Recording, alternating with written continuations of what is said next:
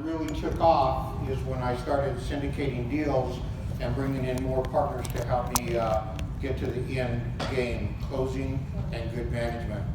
So we're going to run through this, a little bit about myself. Like I said, again, a lot of single family homes. I bought my first house when I was 21 in 1984. I was watching the interest rates come down from 20% down to about 12% where I got my first house. And everybody thinks, you know, yeah, I remember them days, or a lot of people do. And so on my cycles, I hit my very first investment property. I knew I was going to turn it into a rental house. In 1984, we had a little oil setback. I think that was part of the S&L crisis. And so about 6 months later, just $15,000 upside down on a $55,000 home. And honestly, at 21 years old, or 22 at that time, I thought my life was already over. Just $15,000 upside down. So we have to understand our cycles.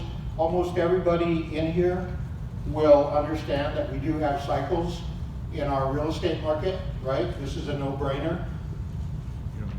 What we don't know all the time is how high are the highs and how low are the lows, right? But we know there's going to be a cycle.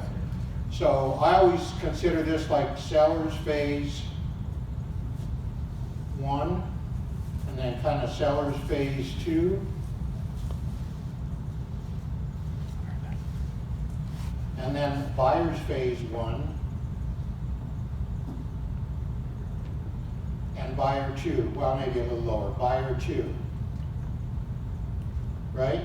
So a lot of the gurus and a lot of the investor groups out there, they teach you, well, what you want to do is buy here, maybe refinance or sell the property and get out here. So we're always paying attention to where the cycle is, and they say, what is this? A lot of you know. This is the millionaire maker, right? Millionaire maker. If you could time the market every time right there, you'd be in really good position. If there's any questions, feel free to ask questions as I go through this. But really, this is what we're always paying attention to. And I'm a buy and hold guy, so I'm buying larger properties sometimes with syndications. And we want to work our way into some good financing, some Fannie Mae, Freddie Mac financing, some agency lending financing, so that we can get some really good rates. And when we get really good rates, it improves our cash flow, which get a better distribution to our investors, right? So that's what we're working on. So we're going to be keeping this in mind. And I know most of where I was on these cycles in my life. I've hit 3 or 4 of these cycles in my life. And one of the cycles, we owned a large landscape company in 1982. They had water moratorium on, 2002, water moratorium on in Colorado. No planting of sod, trees, bushes, shrubs, nothing. No outside irrigation. So in my particular industry at that time, 2002, I was right here. It sucked to be a landscaper at that time. But of course, other industries were booming at the same time. So we'll go through this real quick. This is a 2-day class. I took a lot of 4-day classes when I was first learning syndication. And then that shrunk down to a 2-day class that I can put out a pretty good class in 2 days. And so now we're shrinking it down to 3 to 4 hours. So we're going to be flying pretty high over a lot of this stuff. But you can always call me later and ask me a question, and I can go through any phase of it. I'll help anybody there is. If I tell you to know your numbers, then you need to know your numbers before you come to me. I'll teach you the first time. But then know your numbers, bring me some numbers. If it looks good, I'm going to ask you all these questions I need to ask you.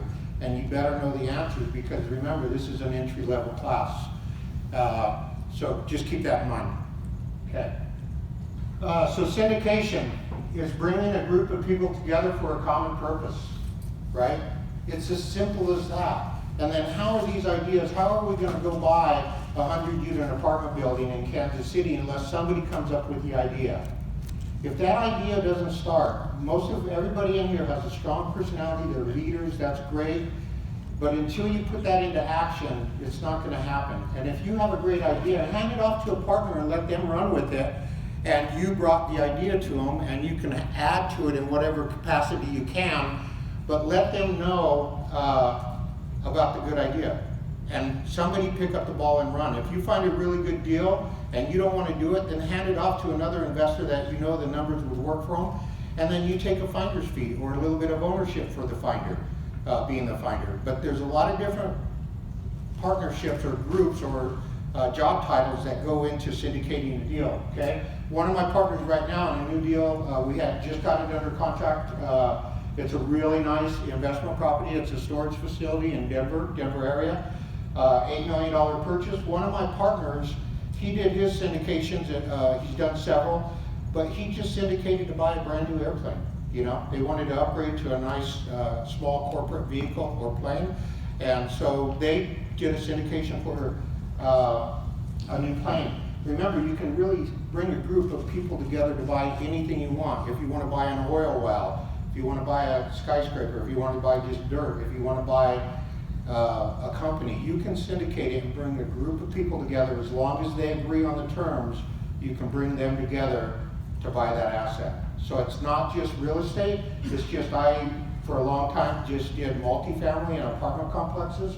So find the area that you're good at and stick with it. That's what I say. Okay, these are some of them that I own or have owned right now, and I've syndicated all of these deals. On these deals, it doesn't necessarily mean, even though I found probably 70% of them, I didn't find all of them. There were other people that found deals that came to me to help them with the deal.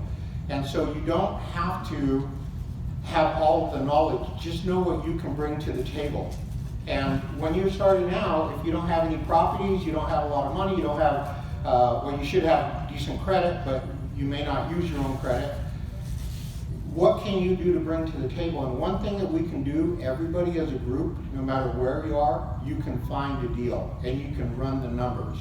You can get on free LoopNet and you can find deals on free LoopNet, and you can run the numbers and have the numbers ready to go for an investor, right? You have to build your relationships with the investors so that when they bring it to you, you can at least say, what am I going to do with this? And you have a good story or a plan for that property.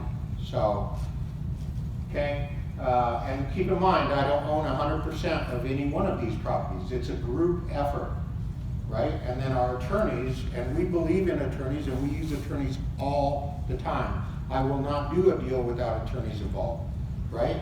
They are there to protect me, and I will pay for them to protect me. Because if I go through these and I start selling securities and I'm doing it all on my own, and if there's a mistake, I have no one in my corner to protect me. But if I have a good SEC attorney, a good real estate attorney, a good tax attorney, all of these attorneys, yes, I have a lot of attorneys, and that doesn't even count the eviction attorneys, you know. I pay for attorneys because that's protection to me. If something goes wrong with your investment and you don't have attorneys on your side, you could be in some really big trouble. So just find out, interview quite a few attorneys, find out the specific area you need them in, and hire your attorneys. Even as brokers, we know a little bit more, we can write contracts and stuff, but anytime that you bring in an attorney to look over your shoulders and give you the thumbs up, and I know there's some bad reputation, and a lot of attorneys don't understand what I do. I just go to an attorney that does, because that attorney is good in his area probably, maybe doesn't understand what I do so much, okay? And the reason I put up all of these that I've syndicated is because there's some education programs out there, and there's one student that was trying to buy a 30-unit apartment building, and there was a coaching group out there. They hired this gentleman to be his coach, and he was buying a 30-unit, and his coach, the biggest thing he ever bought was a triplex. And so it's easier to teach somebody once you've done it. I always think when you know it is when you do it. You know, you can talk about it, you can teach it, but when you do it, you get a little bit more really firm grasp of what you're trying to get on with the syndication. So we've done an awful lot, and of course, a lot of them favor multifamily because that's kind of the training that I came out of, and so that's where we are there. Okay, you need to create a plan for a new purchase. Now, in this group, it's a little bit different. We have so many really, really good top quality investors. However, you need a plan. If you're starting off, okay, find out what your parameters are, you know. How much do you really think you can raise for a down payment with investors? How much rehab work do you think you can do on the building? You know, I'm a value play guy. I'm always looking for a distressed property, get in, build it up, refinance it, pay back some of my investors or as much as I can to the original investment. team and stay together as a group. If anybody wants to get bought out, I let them try and get bought out of the group. As long as they follow the agreement or the operating agreement, we're good. You know, I'm with Allen Realty with Blake now, and so I'm getting a new perspective. So I have all of my old tools, but now I have all of the new tools of the exchangers. So it kind of takes what I used to do to a whole new level. So, and what asset classes are you buying? And if you think that it's going to be passive income, then you just invest into somebody else's deal. Because if you're syndicating the deal and you're putting it all together, you're part of the management group, you're part of raising money, you're part of maybe overseeing some of the rehab, you are in that deal knee deep or neck deep almost. So it's not going to be passive income. You're going to be working. When you're sitting on the syndication team, it's a job. You just say get some of your ownership for your efforts, and then if you perform well, then you get paid from the property, but it has to be performing, right? So you have to do your job right. So if you want passive income in syndication, just find somebody who syndicates really good. And Corey's not here, but I think he does this all the time. I believe I haven't worked with him closely, but Corey does the big stuff. Yeah. And so, and I know he just bought, well, the last one I know of, he's probably bought a few more since then, but he bought a new retail strip center and a lot of standalone triple net type buildings in Burlington, Iowa. And I walked up to him, and you know he's a negotiator. I said, hey, heard you're buying a new property in Burlington. What do you know about Burlington? He goes, why, what do you know? It's like, okay, I have a couple properties there and I like it. It's a small town, but they do good for us there. And we like it. We like it as a rental community. So, but yeah, Corey does a lot of this, and so invest with somebody like Corey, where all you have to do is sit back and let him watch out for you. Equity partners. These are some of the partners that you'll be looking for that will actually take ownership in the deal. But they don't have to. And you could give them an option of actually getting bought out 3 years in, 5 years out, something like that. You can make it anything you want it to be.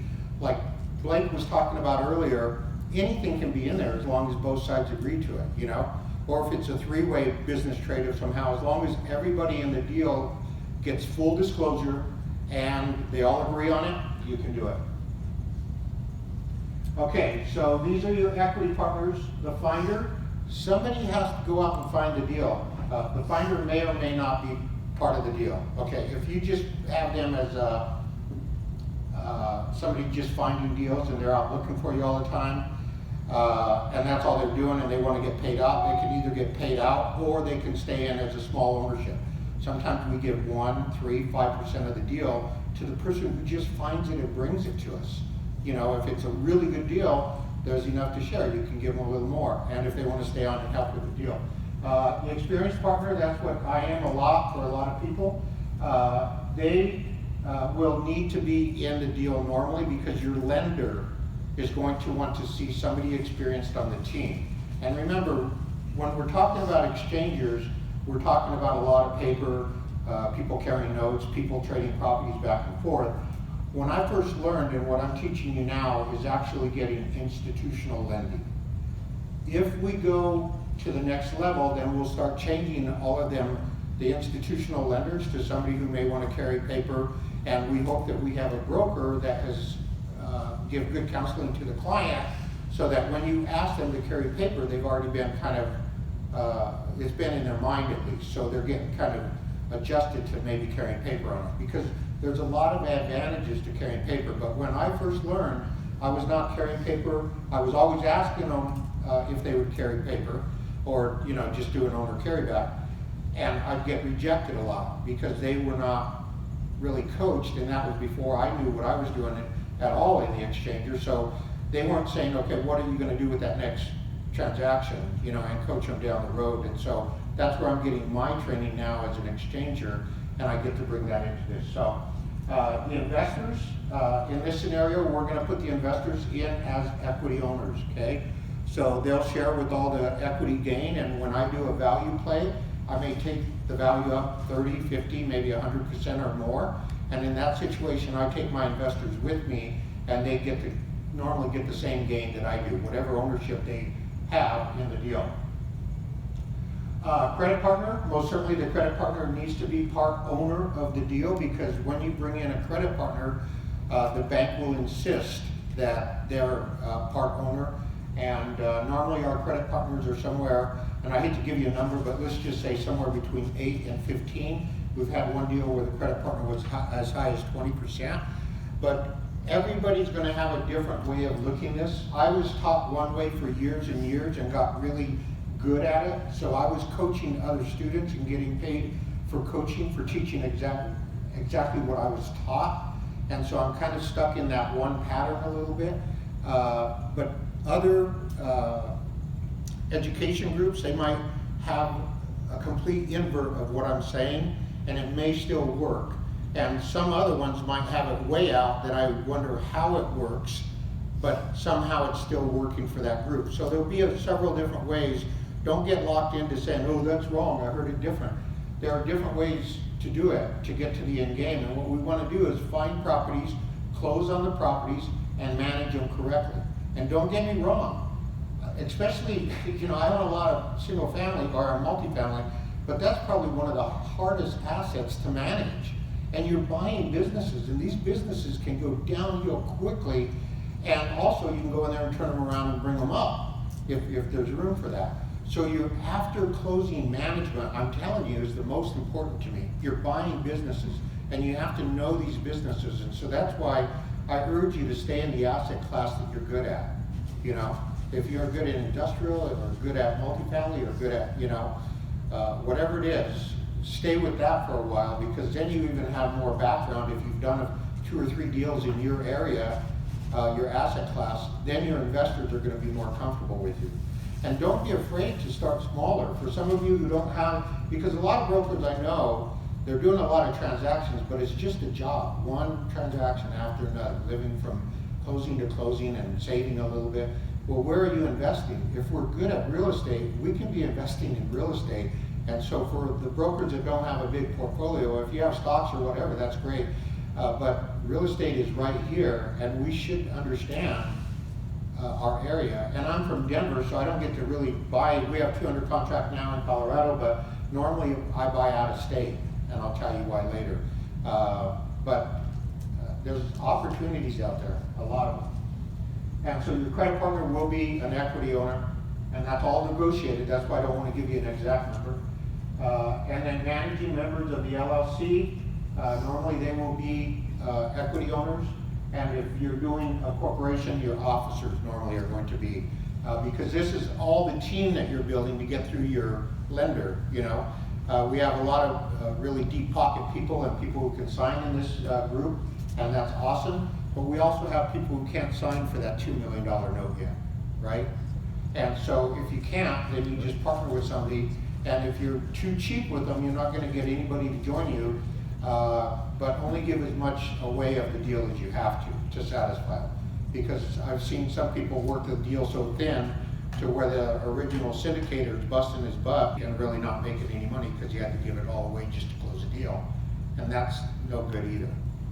All right, so these are your non-equity partners. Again, Finder can either get a little piece of the deal, or you can just pay them off with $5,000, $3,000, whatever it is, to say thank you for finding this and go on your way. And he's just a cash out person, and then let them go and find another deal for you. The asset manager, I'll tell you how I set up my management group, and this is done by a lot of different syndicating partners and the way we structure our organizational chart. So I'll go over that with you. In fact, I'll let you know that right now so that you get an idea of what we do. Oh, I did want to do one exercise. We have a lot of experts in here, right? A lot of trained women. Let's go about a line about maybe 3 or 4 inches on our line. I'm going to take you up and down this curve all the way to the end so you have time to think, and you raise your hand when you think that's about where we are in the market.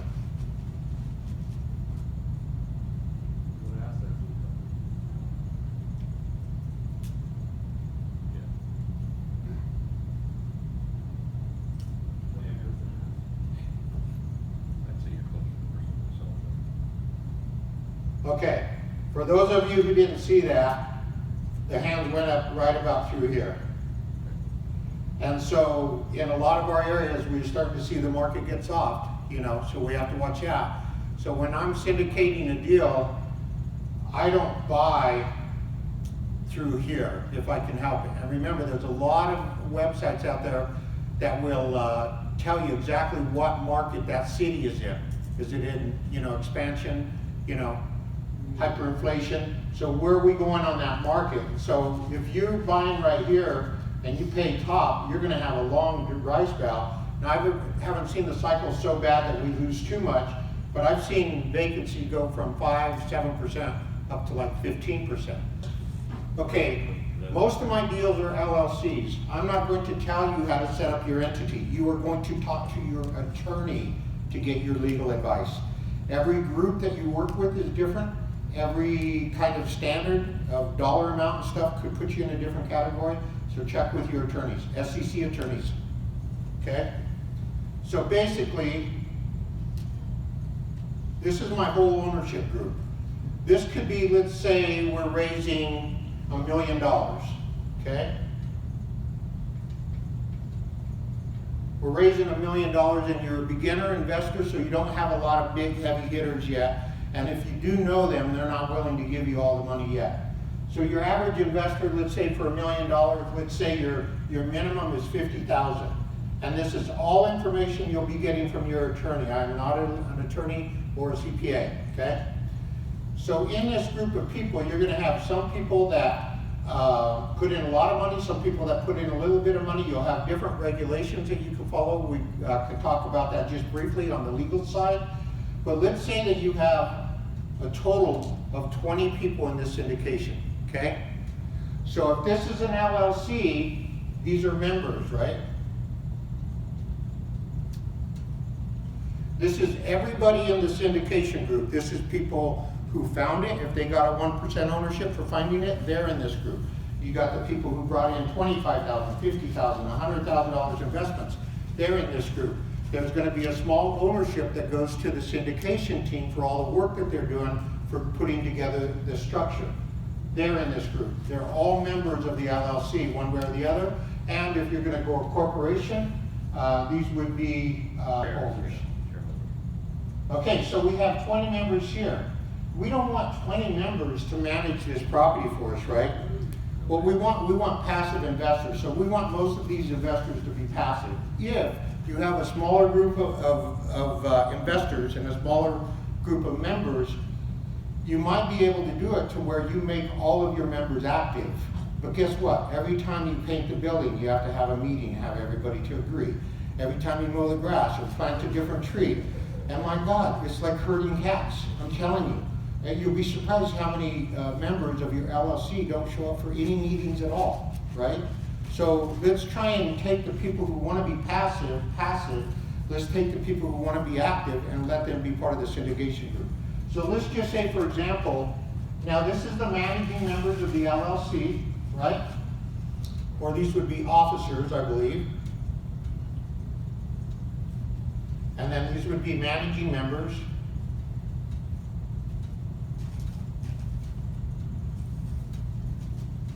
Okay? Now you need a smaller group of the 20 to manage the LLC. And this is just a real simple organizational chart. It can change. Everybody might want to do it a little different. So you have 20 members here. Now the managing members of the LLC, let's say you really only want 3 of them here. And you think that 3 of the best that you have on your team can manage this property for you, right? They're going to be the decision makers, the managing members or the officers, okay? But you're going to have a couple more levels of management here. If you hire, which I recommend, a professional third-party property management company, build that number into your numbers. If you can't support a property management company, you can't support that building, okay? It has to be self-sufficient. And if you do manage yourself, put the budget in there that pays yourself, or if you do have to replace yourself with professional management, you can afford to do it in the budget, okay? Always have that in your budget numbers. Okay, so now we have 3 managing members, okay? I put in one more group right here. And for no matter how you do it, we call this your asset manager.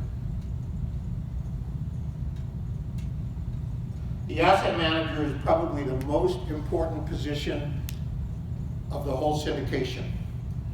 They are normally drastically underpaid. You know, they get a percentage of the deal, and that's all negotiable. Normally they get a really small part because, well, for one, they're underappreciated, but normally people don't pay their asset manager as much as they should. But there's only going to be one asset manager, okay? And then this goes down to your property management company, okay? I don't buy a property unless I know there's a selection of property management companies in the area. That's how important it is to me. These property managers are going to make or break your business. And that's especially multifamily. Of course, if you're an industrial, this is a lot less important. Some of these are even less important. But for most of your commercial properties or their income properties, this is the way I run it on a syndication. So you're going to have 20 people total. Out of here, you're going to pick 3 of the best.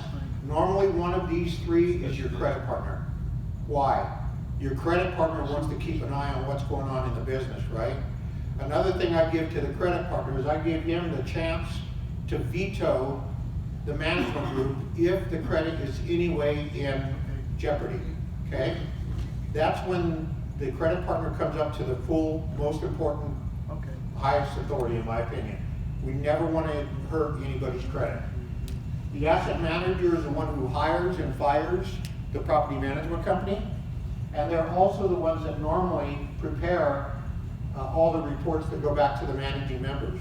So non-equity owners, we talked about finder, we talked about asset manager. The reason I don't like them to be part owner is because if it's one of my partners and they're doing a crappy job, I need to fire them. And we need to get an asset manager in there, and it could be a third-party property manager, or I'm sorry, asset manager. Okay. Can you do a 2-second, just a quick eat that back down the board so the people on Zoom can Yes. see now? Okay, I'm going to go through this real quick one more time. Now, this is just the way that we do it. You're going to be talking to your attorney.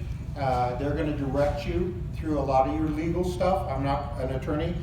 If we have an LLC and we, for example, have 20 members of the LLC, everybody's in here. The equity partners, the credit partner, everybody's that's doing sweat equity for ownership, the syndication team, they're all in there. Out of that group, we normally have, 2, 3, 4 officers or managing members of the LLC. This is obviously if it's a corporation or a different type of legal structure. We'll normally have just a smaller group of managers that make all the decisions on day-to-day. They're also going to hire and fire the asset manager. The asset manager, the reason that they do this is because we don't want 3 managing members going to the property manager and giving them 3 different directions. We just want one person. So normally, it doesn't always happen this way, but normally this one asset manager is one of the 3 managing members so that they have a good control on management. So it could be, Bob, Lisa, and Mary, and then Mary could be down here as well, okay? And so this is the way we set it up. And then again, third-party property management. You can't train this. Well, you can, but it takes years and years to be a good property manager, in my opinion. And what we found is probably maybe 50-50 chance on getting a good one. There are some property management companies we all know that aren't that great out there, okay? And this is just when I was talking about the cycle of the market. We all know the cycle goes up and down, where it starts and stops. How long the cycle is, we don't know. And everybody raised their hand right here, stating that we're on the downhill slide, just past the peak. Almost every hand went up in the room right there. Okay, non-equity partners, get your attorneys involved and your CPA. They're not going to be really part of the deal, okay? Non-equity partners, you got your lender, you can have investors, right? Now that I'm an exchanger, I'm looking for more debt investors than I am equity investors, right? And so that means I'm just looking for money. I'll pay a good return on that money. I'll pay some points on it. But if I can buy them out easier at the end of my investment, I'm looking for debt partners as well now. And that's newer to me since the exchangers. All right, so these are some more of your project managers. They can or can't be. Normally, my project managers get paid extra for doing the work. They're not getting ownership for that. Your general contractors normally aren't, with the exception of Scott. We're doing a deal together now, so he'll be owner on that one as well. And your subcontractors normally aren't. And then the organizational chart is what I showed you right here real quick, right? And I'm sorry, I do have to go one more time. It's okay. That's good. There you go. That's it? Okay. So I'll show you one more thing, and this is just kind of common sense sometimes, but if you see it in a drawing, you'll see it. So normally when I started, deals were so good, and because I was doing value adds, and I'll show you this a little bit later, I had to figure out what my split was gonna be. And so when I was doing these deals, I'd figure out, the guy who holds the gold is king, right? So the money people you have to treat good enough that they wanna come into your deal. And so I always started my deals with how much money is my money people gonna need, right? How much of the deal do they get? And then I work the credit partner into the deal, and then what is left over for the syndication team or the acquisition team. Them two words kind of go back and forth. Whoever's bringing the whole deal together. So even if you don't have a lot, but you have the motivation to go find a deal, and you find $1 million deal, and you need to raise $250,000, $300,000 on that, you can do that. You have to believe in yourself. And maybe if you're, a little bit bigger investor, you've been doing $5 million deals, and now you want to go to a $10 million deal. Most of them investors already know how to do that, But sometimes it's the entry level people that get overwhelmed. And so when we go start looking for a deal, you can't go too small because you have to be able to satisfy your investors and have enough left over for you or the syndication team. And maybe don't go too big on your first deal because then you might be biting off more than you can chew. But I always believe in being outside of your comfort zone. So whatever you're doing right now, take the next step, right? Go a little bit bigger, go a little bit larger, lose 1 or 2 nights of sleep because you're on the edge a little bit. And that's how you're growing. And I hate to say it, but we're all gonna still make mistakes. Everybody in this room, they're not done learning. And they're not done doing deals. So there's gonna be some good and there's gonna be some bad. But when I first started off, and if this is the whole deal on ownership, I first off was getting some deals, a lot of deals that were good enough that to satisfy my investors, and everybody satisfies their investors in a different way. The problem is I've always been hanging around with educated people as far as real estate, either brokers, investors, at all the seminars that go on, and they understand how valuable their money is, right? So if you get into a group of people that aren't as savvy and as, educated, there's a lot of people out there that would be tickled pink with 5 or 6% return on their money. I just don't have a lot of that group of people around me. And so if you work in the medical industry or you know people that do it, hang out with doctors or other, IT guys, people who have some big salaries, that'd be good. But for me, I hang around with most of the investors or already educated people. So I normally try and get just a cash on cash 8% return to my investors. And then I get, they get to share the deal with me. So if there's a big backside, I normally get my returns to my investors on internal rate of return. But because we're fix and hold or just buy and hold normally with syndications, we have to make sure that these properties are going to perform. And so I go through the numbers thoroughly, and I have friends that say, oh, you don't need to do all that. It's like, yes, I do, because I need to know how it's going to perform, because you're buying businesses and you need to know how to run these businesses. Okay, so a lot of my early deals were really good, and this is like 2010, 11, or 2011 and 12, to where I only had to give my investors like less than half of the deal, like maybe about 45% or so for the money people, and they would still get the return that I was shooting for, and they would get big upside on the backside. But then I found it was really hard to find investors that gave you all the money and said, oh, I don't even get half ownership of the deal. So then, anytime I found a deal that I could do say a 45,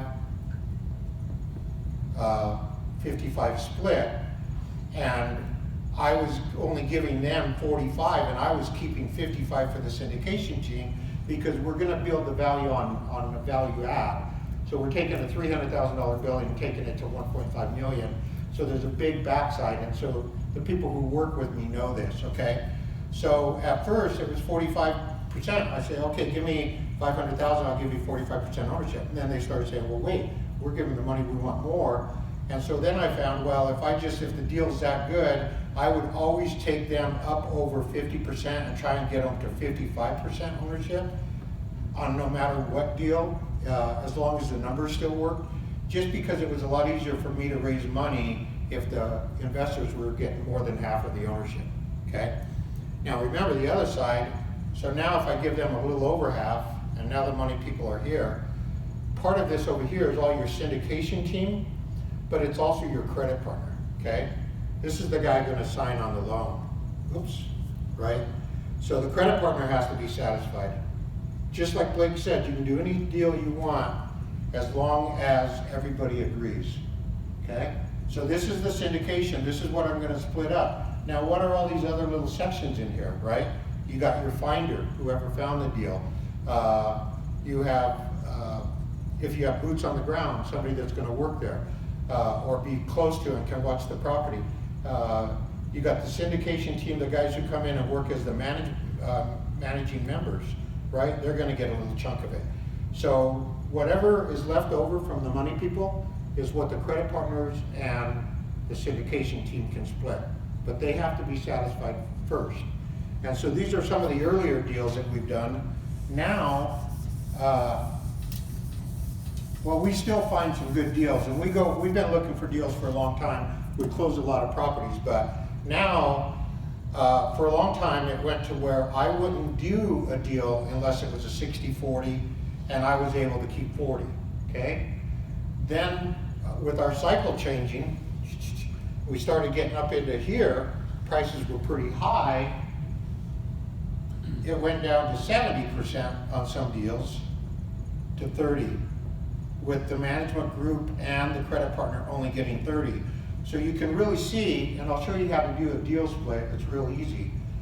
But you treat your money people first, and you find out what they're expecting to get back, and then everything else follows behind them. And then your credit partner, and then remember, when it comes time to management group, I always give my credit partner, like, I call it veto power, but he gets to jump up to the number one, or she gets to jump up to the number one position if their credit is ever at risk. And she can order, or he can order a sell right now, and you sell, and then the first people that are gonna get hit are the money people, okay? If you haven't gained enough to cover everybody, the money people lose first, the credit partner should be watching out for their neck as a group with the management team, okay? We never wanna hurt anybody on management, or on credit. Okay, so we talked a little bit about the pie chart and some splits there. But as long as you fill all of the positions that you need to fill, and when you're starting off, you just fill the positions that you can't do. You know, if I'm doing a rehab in Oklahoma City and I have free time in my schedule, I can go out and be a project manager, no problem, I'm good at it. But if my schedule's really busy, or I have other projects going on, or if I'm busy at home or this or that, then I have to fill that position, right?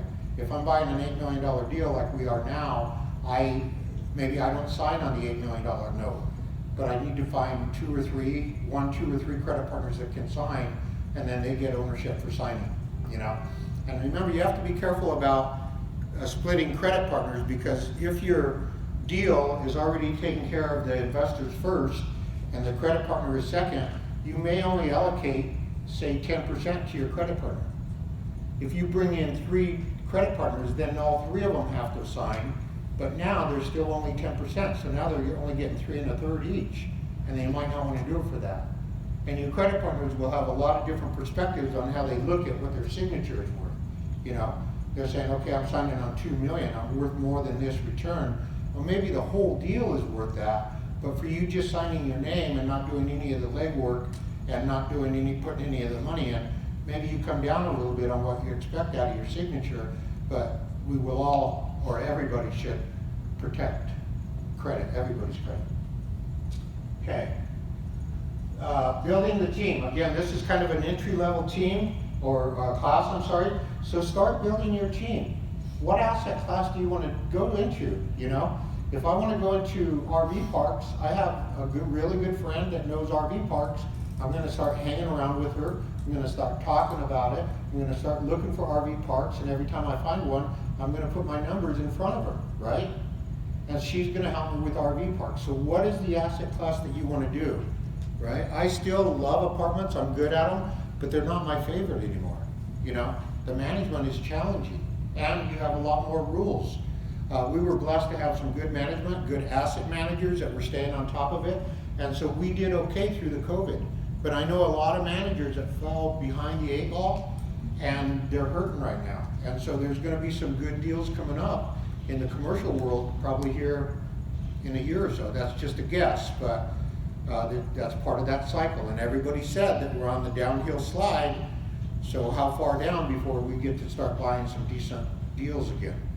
Because I was lucky, I started in 2011, and I could find a good deal on multifamily probably every 2 weeks for a long time, for years and years, and then it stopped, right?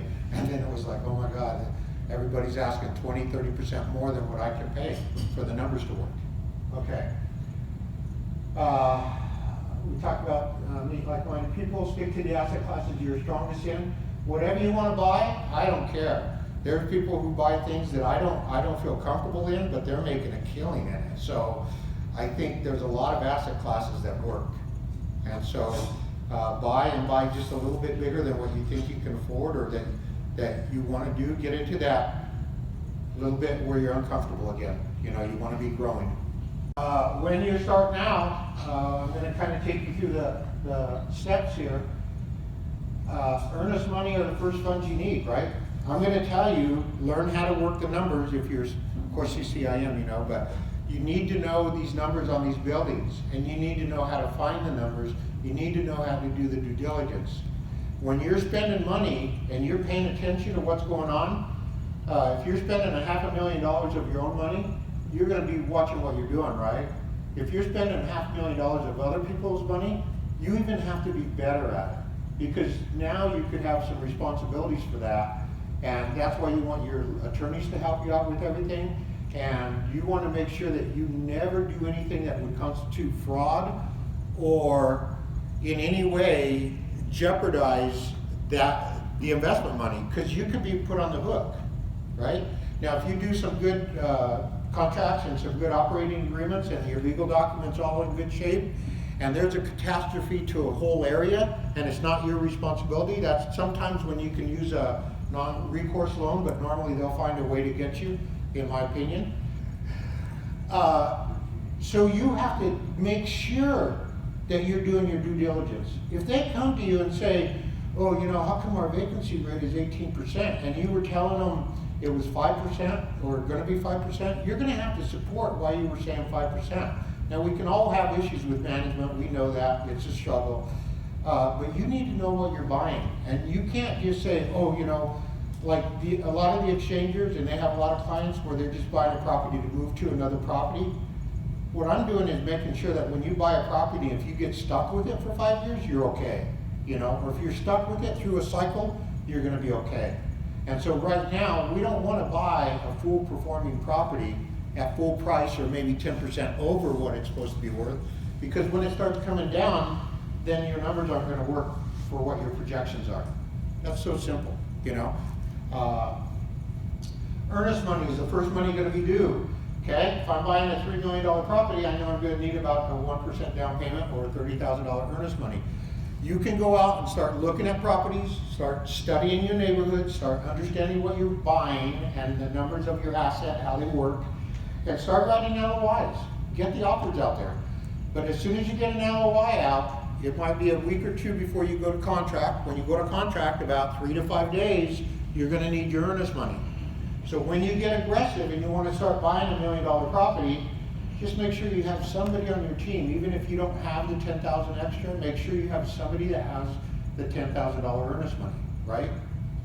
And don't let that scare you. There are people, as soon as you find a good deal and the numbers work, you can bring them in as your syndication team and as one of your acquisition partners, and you can say, look, I have this much of the pie left, 30%. I still have to find a credit partner. I will bring you in if you help me with the deal. With your experience and my experience, we move forward, but you cover the 10,000 earnest money, right? And when I have to use other people's earnest money, or when I did at the beginning, the earnest money is fairly well protected if you write your contracts right and you can get out in time. So that I would either give them a little bit of percentage of ownership, or maybe even some hard money prices when you get to closing table, right? Because that is a little bit risky. But when it comes to third party money, and that'll come a little bit further down in your due diligence, that money is at the highest risk, right? Once that third party money goes out, this is to your attorneys writing the operating agreement, private placement memorandum. This is to, once you get your loan and you start putting your loan origination fees and you pay for appraisals, that money's gone. So third party money is the riskiest in any deal, because I've seen so many deals get to that point and not make it to the closing table, okay? So them people you have to get relationships going with, and you have to give them good hard money lending fees, in my opinion, and you have to give them ownership. In other words, they might know that that $10,000 is going away.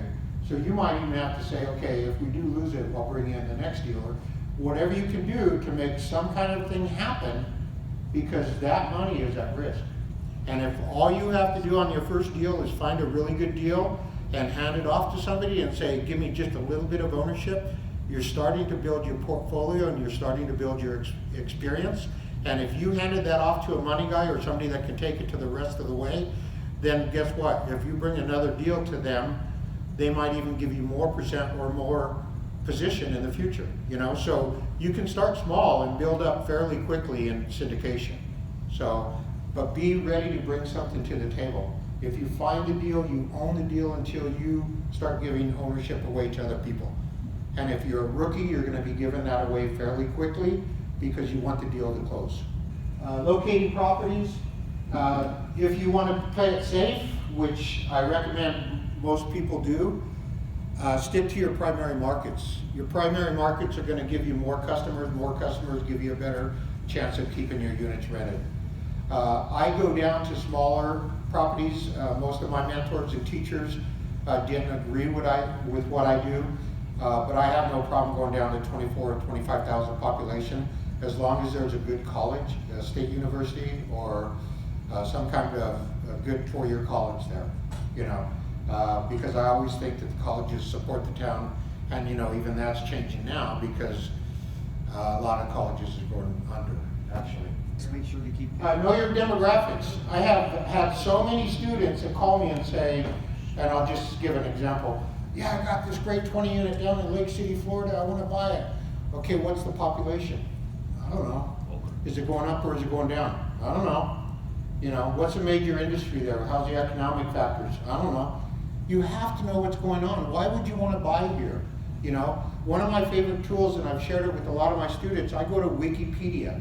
And if I go to Wikipedia, we know that they're not good for everything, but they have all of the US Census Bureau numbers there, and I can tell if the population is going up or down. Why do I want to buy in a town that has a negative population growth if I'm trying to fill a property with investment, an investment tenant, you know? So I want to know, are they doing as good as the national average? Are they doing worse than the national average? So if you go on Wikipedia, put in the United States, scroll down pretty far on the right-hand side, they'll have a toolbar tell you what the growth is. We just looked at a couple of cities at lunchtime, and Farmington was going down by 3%. Farmington was going down by 3%. Los Lunas, New Mexico was going up by 8%.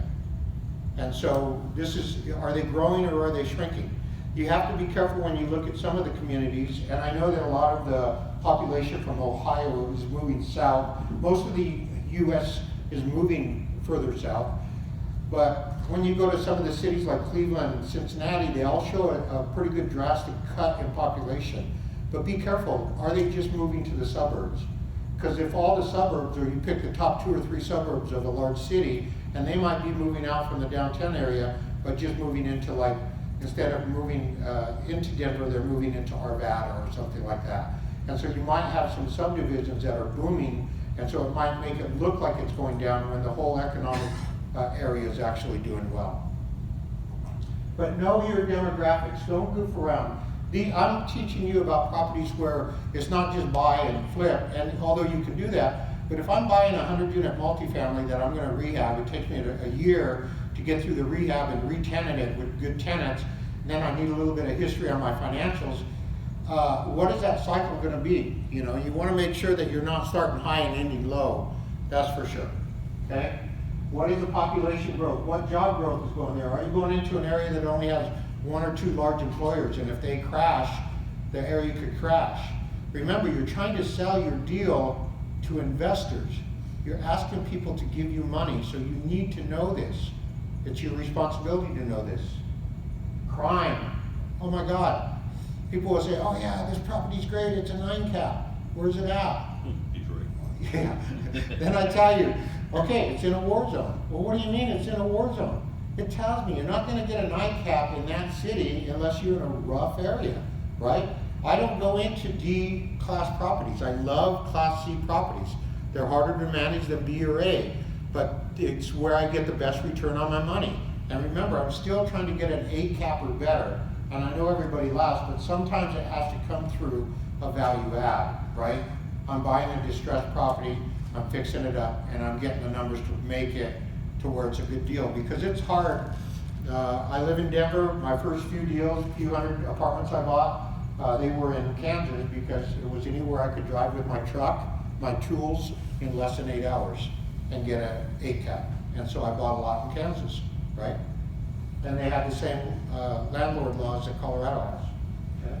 Know your crime, okay? So these are the numbers that I look at. If you know these numbers, you can value your property really easy, you know, and you know what the bank is going to look at, okay?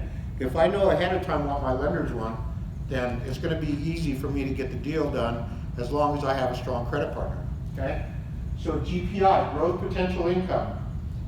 This is if every unit was rented at your market, street market rate. This is not increases in rent or anything like that. This is where you are today, growth potential income. 100% occupied at your market rate, okay? Then you simply subtract your vacancy. Are you losing $100,000 a year, $80,000 a year, $10,000 a year to vacancy? You subtract that off that number, right? Whatever that dollar amount is, you take it off your GPI. Then you other income. Are you taking pet deposits? Do you have covered parking? Are you renting garages to them? Do you charge for pest control? Do you charge for a utility bill back? You know, a rub system. So anything that goes into other income, that you add your other income, and then that just gives you your effective gross income, right? Really simple. And then you subtract all of your expenses. Your expenses is the acronym TIMUR, T-I-M-M-U-R. So it's taxes, insurance, maintenance, management, utility, and repair. Okay?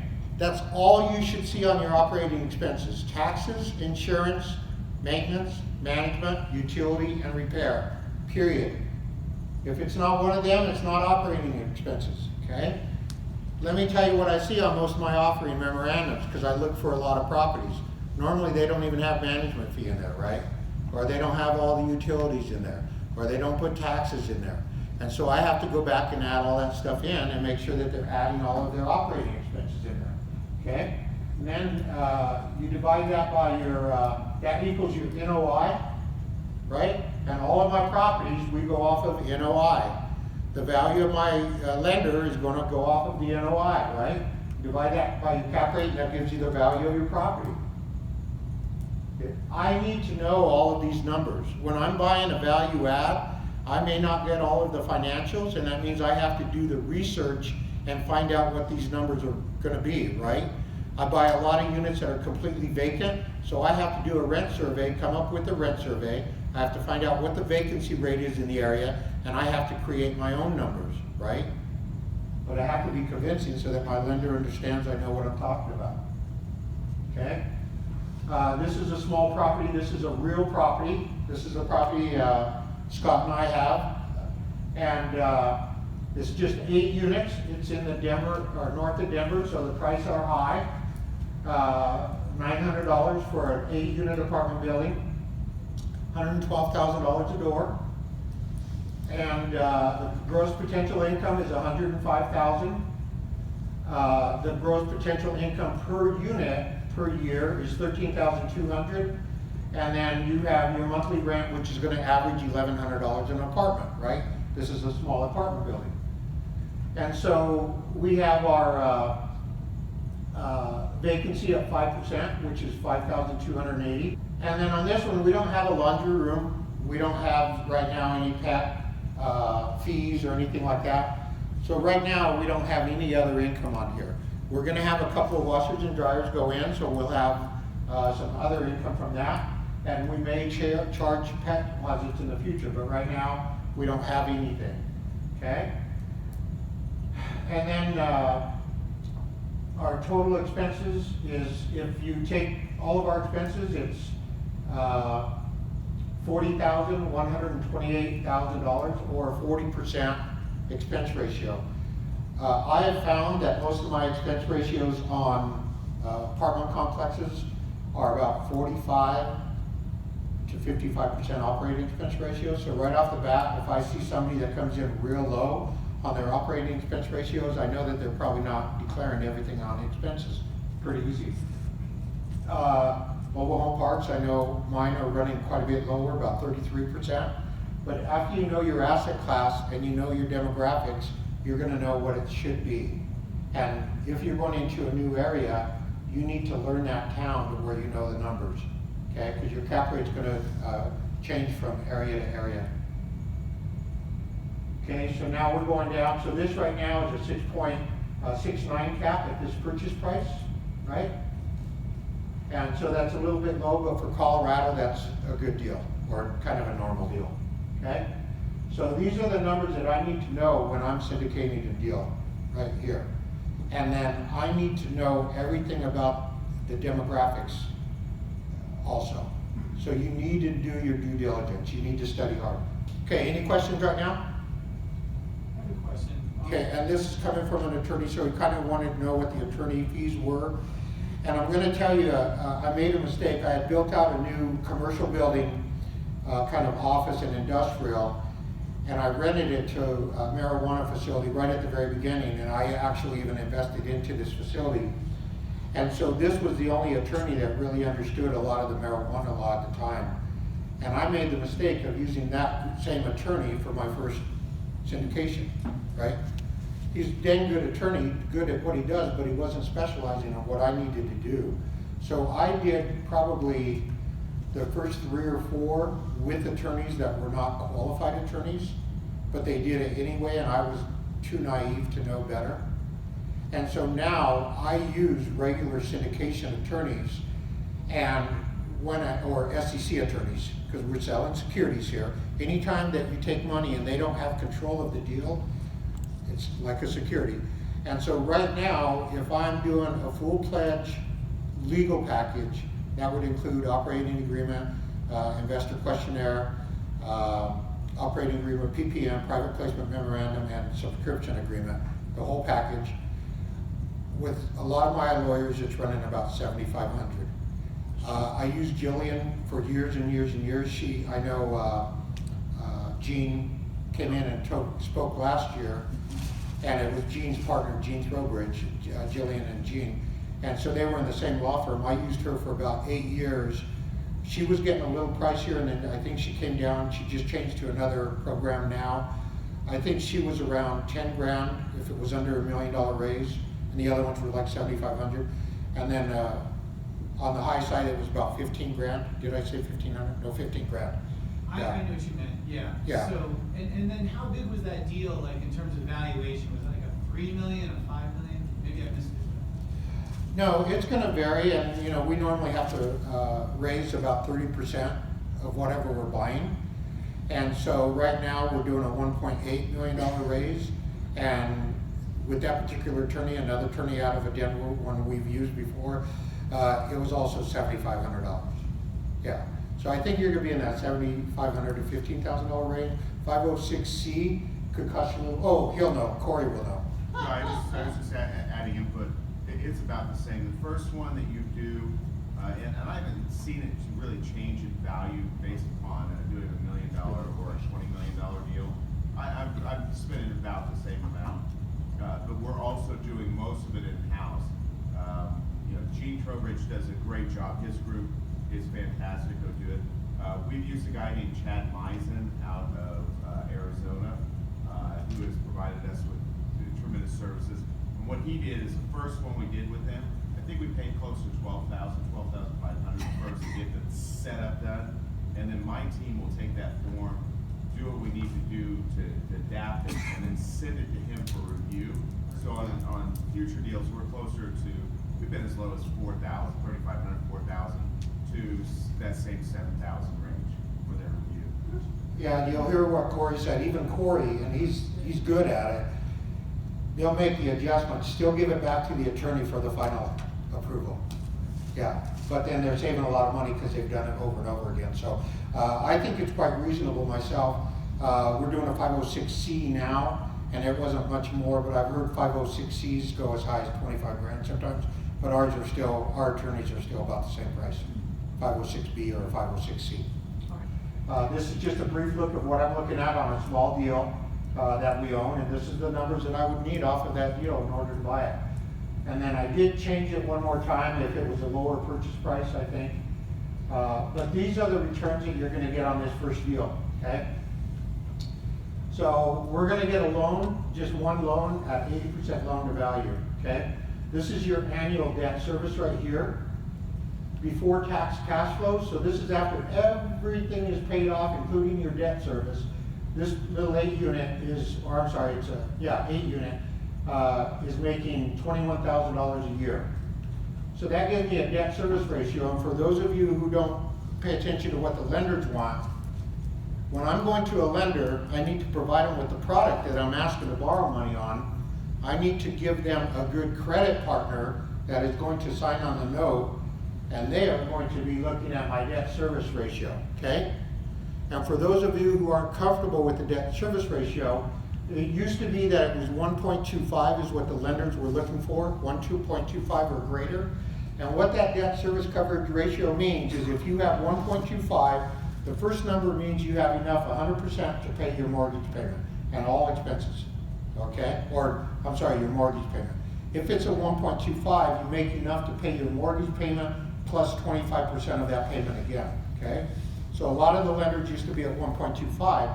Because my loans were always a little riskier because they were value add and we were still getting institutional lending, normally my lenders wanted more like a 1.3 to a 1.5, okay? So that's a lot higher standard, but the way that I was gonna get there is a value add. But you need to talk to your lenders and ask them what your debt service ratio are they lending at? What do they need to see? And if you come up below that, they're not gonna give you the loan. You know, that's just their standard in their bank and what their rules are. So make sure you understand what kind of numbers your lenders are looking for. Again, the first tools I had in my toolbox were going to regular lenders to make up the difference. Now we have a lot more paper available and we have a lot more in our toolbox. Okay, closing costs. My software just defaults to 3. But on a bigger deal, it actually might be below 3%. On a smaller deal, it might be higher. It might be 5 or 6% on a real small deal, okay? Because your title costs are gonna be the same. I mean, you're gonna have some base expenses no matter what, okay? So net cash out of pocket. On this particular deal that we're talking about, it's $207,000 net out of my pocket. So if I was going to syndicate this deal or take this deal and buy it, I have to come up with $207,000. Right? That's what I need to make. So now I'm going to tell you a real quick and simple way of how I do a deal split, okay? If I show you this method and you're into a deal split that doesn't work, what if you have to give 90% of the deal away to the money people in order to satisfy what you think they want for a return? You only have 10% left to satisfy your credit partner Or if you're gonna sign on to the loan, 10% left for all the work to be done plus, pay the credit partner. It's not worth it. So you need to make sure you're not over that break even. And right now, I don't like to do a deal that I have to give away more than 30%, or it's a 70-30 split. 70 to my investment partners, and then I have my credit partners and the rest of my syndication team sharing 30. If it had to go to 85, 15, would I do the deal? It depends on the upside on the back. And there's a lot of ways you can do your deal splits. I tell you that normally I bring my partners together, and if you're bringing in so much money and you're worth 15% of the deal with your dollar investment, then I normally let you ride with that dollar investment and you get all the distributions like you would on 15% ownership, but I also let you ride the back end when I get the gain, because we're gonna have principal pay down, equity gain, and if it's a value add, I might increase that by $500,000 or $1 million, It's not hard to do. Scott and I are doing a little one. We're gaining, $450 on it, on just a little deal, So on the value add, you can definitely do it. So this is the way I would do a deal split here. If you were going to do, bring my little whiteboard back. Okay, this is just the way I do it. In fact, some of my other instructors and mentors, they said, oh, how do you do that? That's easy, let's do it that way. I said, okay. So if I have to raise $207,000, this is all in, okay? This isn't saying I'm putting 50,000 in, 20,000. I'm not showing you the skin in the game that I have yet, okay? So let's say you have to raise $207,000, okay? And I already kind of gave you my number of what I like to see my investors get back as cash on cash return, but somebody give me a number. What would you like to, in order for somebody to give you, and this can be, I don't necessarily always like one person. Let's say this is, maybe 6 people did this number, okay? So what do you think I would have to offer 6 people with money? What kind of return, cash on cash return, would you like to give it to them if you had to raise that kind of money? And I know this is just a small deal, but remember, this is an entry-level class. So, come on, there's money people out there, but what would you like to see if you invested into a deal and got cash on cash back? 8%. 8%, that's my favorite number, That's right. okay? So I'm gonna give my money people back 8%, okay? Again, I'm not talking about my skin in the game or anything now. So how much do I have to give them every year? Somebody with the calculator? 16, what is Should have said 10%, make it easy, right? Okay, 16,560. now let's go, what was it? 16,560. 16,560? That's what it is, 27. Okay, remember, I do have hearing aids, I don't hear very well. Yeah, 16. Okay, so this has to go to your money investors every year, no matter what, right? Now, I don't always do a preferred return. In fact, usually I don't anymore. When I started, I did, because I wanted to make sure my money people knew that they were gonna get paid before anybody else. Now, we normally don't do preferred return. So no matter what I have to do, I have to get them 16,560 to satisfy an 8% return, right? So how much do I make, does this property make every year? This property makes 21,394, right? After debt service? Does everybody see that? Can you see the board still? Okay, so somebody with a calculator, please, and shout out loud. Take the 1650 and divide it by the 21,394. 77.4. Is that right? 77.4? Almost 8%. Is that right? Okay, with this particular deal, and this is not the greatest deal because this is a value add and we're showing you as is numbers, but to raise $207,000 to pay on 8%, I have to pay them $16,560. The property is making $21,394.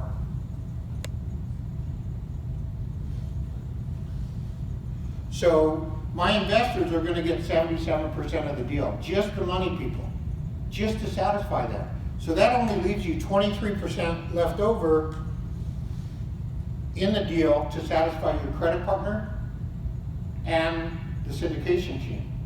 It's getting a little bit lean. What if the credit partner says, oh, I don't know, the deal's a little scary. Normally I do it for less, but maybe I want 12% of ownership. Because remember, 12% is still only going to be 12% of this, right? So it's not a whole lot of money.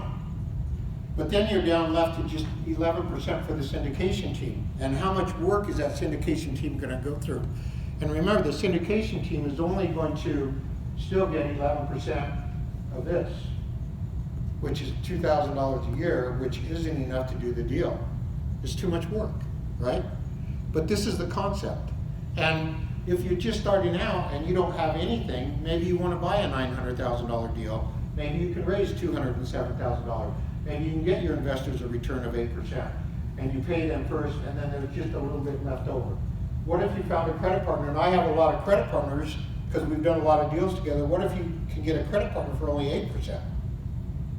Then that gives you a little bit more room, you know?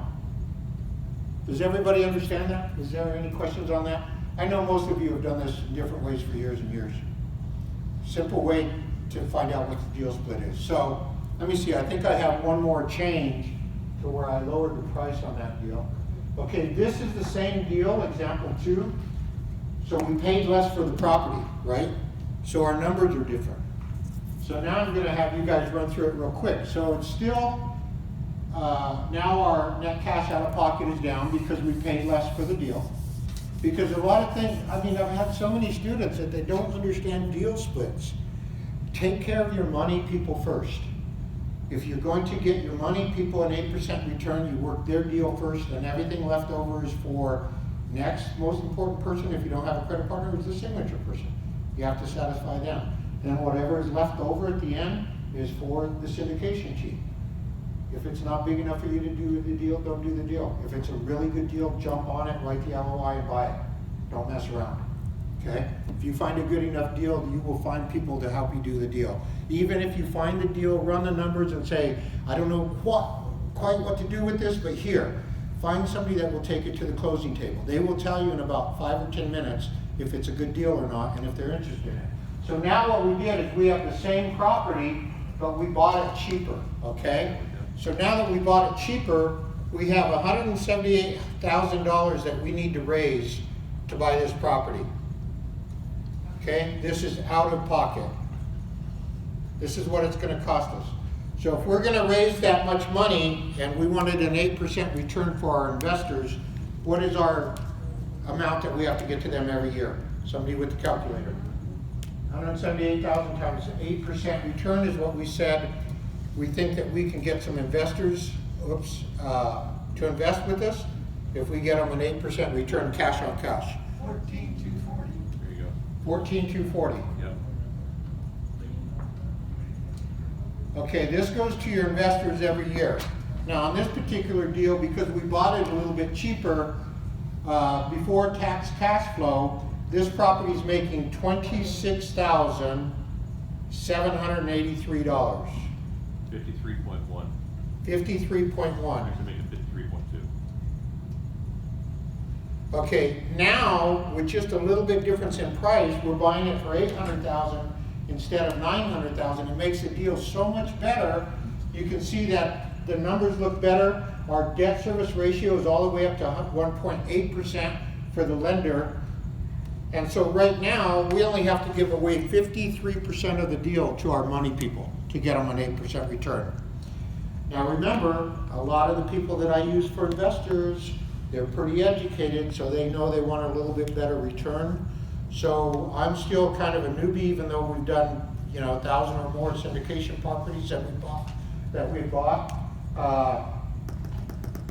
If I give them 53% of the deal for cash flow, and I have a value add, and I increase the value by $500,000, and I let them share in the $500,000 as well, then they're going to get a fairly decent internal rate of return. And that's how you keep your money people happy. Now, you only give away as much as you have to. If it's a home run, I don't mind giving away more because they help me get there. Remember, it's a team effort to get to these when you're syndicating deals. So you treat your money people like kings. He who has the gold makes the rules, and you treat your credit partners with respect, and you give them the type of ownership that they need, or the type of power they need when needed to protect the credit, okay? So that's the same property, a little bit different in purchase price, but it made almost a 20% difference in what you have to give away just to satisfy your investors. Okay, making an offer. I have had so many students, and when I talk about so many students, I've worked with about 100 students, and I've had about 60 students that were one-on-one coaching with just myself. So I've looked at a lot of deals, I've ran a lot of numbers, I've looked over a lot of shoulders, and I tell you, I can't tell you how many people, I hang around with a lot of smart people, hang around with a lot of engineers, and they have analysis paralysis. They look at the numbers, they think it's okay, they know it's in their parameters, everything works out, and they fail to pull the trigger. You know, when I'm coaching, if I'm a baseball coach and I'm a third base coach or a batting coach, I can teach you how to bat, but I can't get into the batter's box and swing for you, right? There's some point you have to really just do it. So if you find a good deal, you run all the numbers, write an LOI and move forward, you know? Remember, right after you get an LOI, it'll take a little bit of, before you go to contract, and once you go to contract, then you're gonna need your earnest money shortly after that. So I know that Blake and other people have ways to write notes for earnest money, and just to where you don't even have to put cash down for earnest money. We normally put cash down for earnest money, or, well, a check, but we normally just put down a normal earnest money. Negotiate the changes if needed and convert to a binding contract. Really simple. If you don't make offers, you're not gonna buy deals. You have to make offers. And I was talking to another investor broker, and right now, if you're a brokerage firm or you don't have that many transactions going on, and you're either waiting for properties to sell that might be overpriced or not that desirable, or you can't find any more listings, why don't you just go buy an investment property for yourself and create your own deal, right? Why are you waiting for clients and beating the bushes to try and make a deal when you can just go find your own deal and buy it? Then what you're gonna do, and I don't know if it's in my slides or not, you wanna give full disclosure to your investment group and your operating agreement, make sure it's clear. If you're gonna get a realtor fee, then you may not take the syndication fee. You might let some of your partners have the syndication fee. If you're gonna take both, make sure that your investors are okay with that, because sometimes that could be some pretty good upfront money, and they might think that you're buying the property for the broker fees and syndication fees as opposed to it being a good deal. So that's why you stay in the deal with them and you ride the highs and lows. But if you're part of the syndication team and you're running it, you better have your team members to make that successful, because remember, it's after closing that makes most important to me, because you're buying a business and you need to know how to run that business, no matter what asset class it's in. Okay, we talked about your earnest money. That's going to be the first money you need, so make some friends. If you don't have the 1% down payment, make some friends and be willing to give up some ownership right off the bat.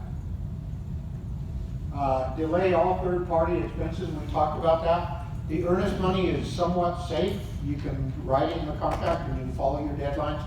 You can more than likely get your earnest money back. Third-party money you don't get back. And some of these expenses will start getting into 20, 30, 40, 50,000. And that's your partners that have to be treated very, very specially. Or maybe this is, if you can't come up with too much money, but you can come up with a little bit, maybe you put out the third-party expenses yourself. Because once this is gone, if you don't close, that money's gone. And so if you're using other people's money, you have to treat them very, very good.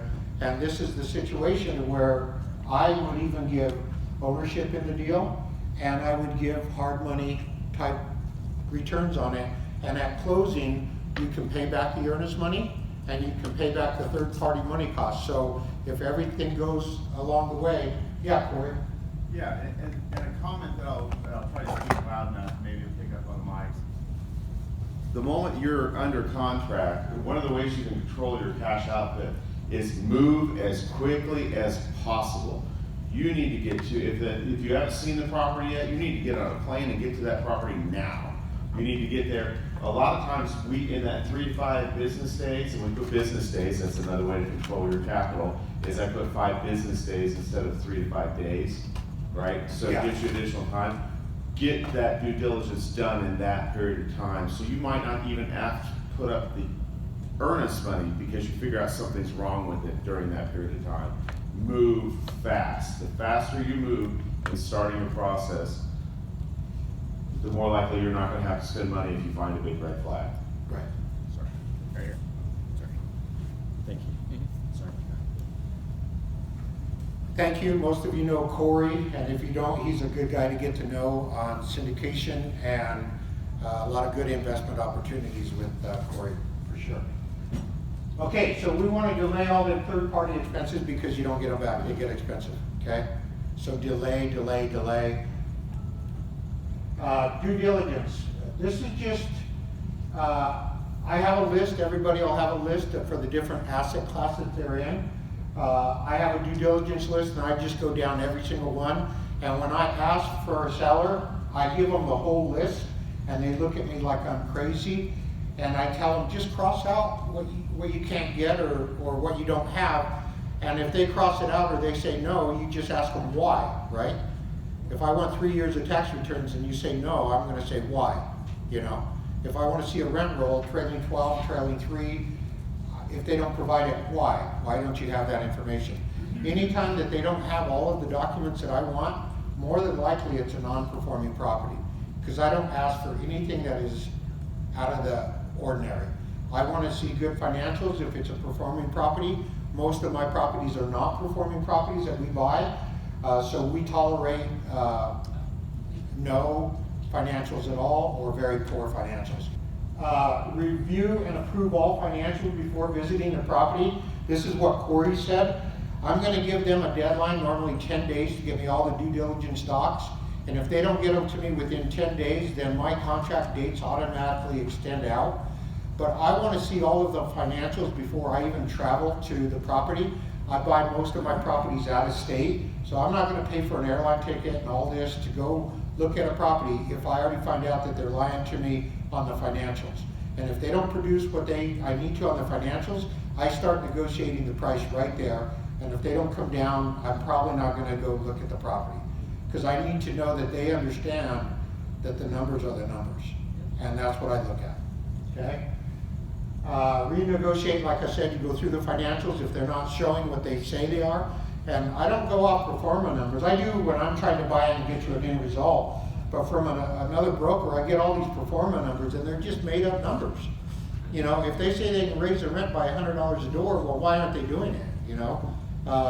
If you're gonna do it, you're gonna do it. Everybody that's a landlord like myself, you're gonna raise the rent as soon as you can. Maybe you don't go the full amount because you have a good tenant or a long-term tenant, but you're still gonna raise the rent, you know? And visit the property for all physical inspections. This is where I'm good at. I've inspected about 3,000 units or more now, but I still get help. I'm not an expert on flat roofs. I get my roofing contractors out there. If there's a big boiler system, I know it's out of date, I get them in to give me a new price on boilers, right? And I can use these private trades and their specialists, the electricians and plumbers and stuff. If I see a problem, then I have them come in and give me, I normally have them just give me an estimate right away instead of a bid, because I take that estimate and renegotiate my price, right? I go through all of my investor list and I do a 2-day value add class. I show people how I inspect properties and what I look for. I have tons and tons of pictures of properties that we've done. And, but you need to get help whenever you don't have the expertise to do it. Don't be afraid to hire a professional inspector if you don't know what you're doing. Find that partner that can help you, and even with a good partner, even the professional inspectors, what do they say? We'll do this, inspect this and this and this, and by the way, if we miss anything, we're not liable, right? Yeah. So most of the inspectors won't even be liable for what they tell you. So sometimes some people in the same room that we're in right now, or your investor buddies, they'll have enough to help you out. Especially like Scott is a general contractor. I partner with him. Him and I can inspect about any property we need. But then Scott still brought in his fire alarm guys, right? There's some codes and some things out there that get tricky. So, okay, so this is just kind of what my due diligence list is. I don't expect anybody to follow this one. You can find a lot of due diligence lists online. Oops. So I want to see last 3 years of tax returns, right? 1065 or Schedule E. People say, oh, I don't want to show you my tax returns. Well, I don't need any of your personal tax returns. I need the tax returns only for this property. Then I get the sellers that say, oh, well, you know, it all together we're combined with other properties. Well, are they all titled together and one business? No, they're different businesses. Well, then they shouldn't be commingling their funds or their financials. I want to see financials for one particular asset or one asset group that's combined together. Bank statements for 12 months. You want to verify the bank statements with their revenue they're claiming, right? Title reports, current inspections if they have any, appraisals, tenant ledgers. You'd be surprised how many property management companies you ask for a tenant ledger and they say, what's a tenant ledger? What's a tenant ledger? Remember, your rent roll tells you the dollar amount for each unit. Your tenant ledger tells you about the tenant, how long the tenant's been in there. It gives you information on the tenant. So yes, I want both a rent roll and tenant ledger. If you don't have a tenant ledger, that means you're probably not using software, good rental software. Okay? Rent roll 12 months if I can, 24 months preferred. Financial statements, again, why people don't have monthly financial statements? It drives me crazy. Any warranties they might have, any litigation, floor plans. These are just things that I'm going through, and I want to have an answer for every one of these, and I want to know that there's not any major red flags, right? And you'll have the owners that will try and deceive you, or, you know, I had one owner in Iowa hide a bunch of termite colonies and have them patch the drywall and stuff right before, have people lie about underground or under concrete sewer line breaks and stuff like that. So you'll have sellers sit right at the table and lie to you. We're doing a 244 unit down in Wichita, Kansas. On the inspection, the owners right across from us said, oh, all roofs are brand new within 3 to 5 years. He didn't think I was going to pull out a 36-foot ladder and climb the 3 stories, but I did. I walked every roof, and they only had 3 to 5 new roofs. The other 12 roofs were 25 years old at the end of the lifespan. You know, they will lie to you, so make sure you have good inspection. People, and somebody needs to always get on the roof. Somebody on your team, or make sure your roofer gets up there, but somebody should be paying attention to the big dollar items for sure. Exterior paint, roofing, parking lot, your big ticket items, okay? Legal issues, okay, this is plain and simple what my attorneys tell me. You are selling securities. Don't goof around, get legal advice. You do not want to be in trouble and do something wrong. I've probably worked with maybe 4 or 5 different SEC attorneys, and I like them. I like dealing with one over and over so that you get a general idea how they write their operating agreements and stuff, because you can have 2 attorneys do the same thing and they're completely, it seems like it's a different document even, you know, it's so different. So find the attorneys that work good for you, and always use your attorneys, I'm telling you. Don't think you can do this on your own. Now, the level you need is different. Again, I'll pick on Scott. We're doing a little tiny one right now, just him and I, 50-50 ownership, and we're using private money, so we don't have investors. They're coming in as debt partners. So all we have is an operating agreement between 2 guys that have known each other for years and know each other's capabilities, right? So your attorney will tell you, do you need an operating agreement with a full-blown PPM? Do you need your investor questionnaire out first? All the rules that your attorney tells you to do, just follow them, okay? Just follow them. SEC attorney, we talked about that. We talked about what documents you may need. And if you want to get less expensive, ask them, what's the least expensive way I can do this? If it's just an operating agreement, we already have one in place and we're just changing a few items on it, we don't expect to spend more than, you know, $500 on getting our legal done, because we already have some operating agreement established. Yes? Most LLCs may have an operating agreement. We're talking about basically the same type of document, aren't we? That's exactly what you're talking about. You're talking about the... Who's gonna do what? Yeah, who's going to do what? The rules of the business, right? So we always buy in a legal entity, and so our legal entity will always have an operating agreement if it's an LLC, or it's gonna have, corporate docs, or what is it, minutes, or, corporation. They title it different, but it's still the same. Still the same thing. Yeah, okay? So everything that you're gonna do in your operating agreement is going to tell you the rules, and so if you're doing a syndication and your different managing members, we talked about how we split up the organizational chart. So you have your big ownership group, right below that you have your managing members. In your operating agreement, you wanna make sure that you know what the duties of their managing members are, right? If you have one guy that's a syndication partner, or a rehab partner, how long does he stay on and what is his responsibilities? Normally my partner that does that moves over into a project management title, and we'll pay him over and above what his ownership is. But his ownership may or may not be large, but we know that we have somebody running that for us. So make sure that everything that you want, it's your playbook. Your operating agreement is your playbook. And unfortunately, a lot of partnerships end up in divorce, right? When you go to divorce, you want to make sure that's like your prenup. You want to make sure that you've provided to the company members everything that you said you would, right? And then you're okay. Protect yourself. So put your duties in there so everybody knows what to expect. Because sometimes they might think you're going to do a lot more than what you think you're going to do, right? So just get that out in the open. And then understand the rules and regulations of what your attorney is telling you. And then, so we're talking about, if allowed by law, okay, prepare a presentation package and advertise your deal, right? It depends on what type of regulation you're using, if you can do this or not, right? 506B, very limited or no advertising. 506C, limited advertising. Normally I go through all of these different items, but this is, again, more condensed. So make sure that you have a good understanding of what you're using, what your attorney recommends and why. Location of the property, okay, this is when you're presenting your package to everybody. You're trying to say, okay, I'm buying a 108 unit in West Burlington, Iowa. I have a 108 unit property there. What's the location? Why should they buy there? Okay, I'm asking people for money, and I want to let them know what are the good things about a population or an area that I'm going into. Is it low crime, the low vacancy rate? One of our properties there has been running about 2 to 3% vacancy, and that's really good for us in the apartment world, And so we like it. Talk about your team and your partner's strengths. When I'm doing construction, I talk about Scott all the time, right? There was a really nice property I wanted, and he does a lot of stuff that's above my level of expertise.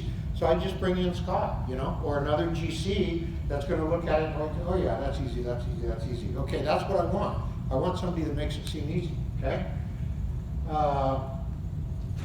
Explain the numbers to your investors and the potential results. Remember, we never make guarantees. Nobody knew COVID was going to come a year and a half ago. We do the best we can, and when we struggle, if we're running these partner syndications and we're the main management members and we brought the syndication together, then you ride it as hard as you can and you get through the tough spots and you do whatever you can to still make that property successful. Now there are some things that are out of our control, and there's going to be some deals that don't produce as well as what we expect. That's just part of the game. We're going to do the best we can. We're going to manage the best we can. We're going to watch the money, the expenses the best we can. And sometimes it still just doesn't go like planned. So never make any promises or guarantees to anybody. General rules to follow. These are just my rules that I've found over the years from different investors. I hang out with a ton of investors. I'm always talking real estate. So these are just some kind of general guidelines that I like to follow. Send out an investor questionnaire before you send out legal documents, right? Depending on what type of regulation you have, you might need to verify the financial status of some of your investors. So send out that investor questionnaire and get it back signed. And these are legal documents that you want to keep on file. So if you're not good at filing these good things and keep them organized, make sure somebody on your team has good organizational skills. Some of these are legal documents that we want to keep. And yeah, your attorney will keep them on file, but we should also keep a good copy. Okay? Have legal documents signed before accepting any funds, right? deposit all funds into the entity account. So go create you're already gonna have the LLC formed in the name. Go get the documents to a bank and open up a bank account. Or put them into one account that is designated just for that particular asset. Don't commingle at all. Yeah. And never put them in personal accounts, you know that. And then never accept from an investor more than 10% of the investor's net worth. That's my general rule. So, you know, I had this one lady said, oh, I've been saving, I have $50,000 to invest, and I want to put it in one of your deals. And I said, okay, well, you know, they were non-accredited investors on a 506B. And I said, you know, what is your net worth? And it was basically about that $50,000. And it's like, no way am I going to take your lost money. So if she has $50,000 to invest, then I'll take 10% or $5,000. And if that's within my minimum, I can work with her, you know.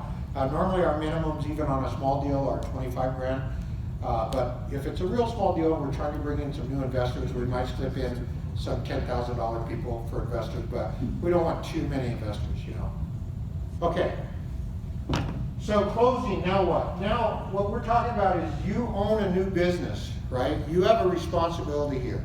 And as far as I'm concerned, and maybe it's because we've done a lot of deals, it's easy to buy the deal. Anyone can buy a deal, but to manage a business, you need to understand that business, and you need to bring in help. And I don't live in all the states that we own property in, so we rely on third-party property management companies, and it's a must.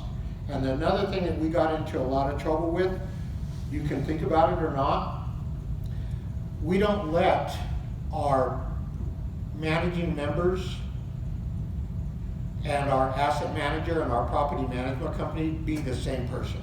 It can't be one person with no checks and balances. So we would rather not have one of our managing members own a third-party property management company and manage it, because we don't want the conflict of interest, okay? We want to make sure that that property management company is working to the best for us and not ripping us off. And we want a good asset manager that's going to watch our property management company for us. So we got into some trouble by letting our managing members own a property management company, and then they did a crappy job and we couldn't fire them, okay? So that, I try and watch out for that. Okay, control cash flow. One of our deals, it was actually the one in Burlington, West Burlington. We had an asset manager, we closed like the third week of May, and I expect my asset manager to be out there the day of closing or the next day and start taking control of the property. It was 3 weeks later, she still hadn't gone out there. I was bugging her almost every day. And I finally said, hey, what are you doing? She said, oh, I'm heading to the airport. And I thought, oh great, she's going to Iowa, right? No, she's going on vacation, you know? So I booked a flight and I jumped on a flight, and I wasn't an asset manager, but I understand management. And I got out there right away to look at this property.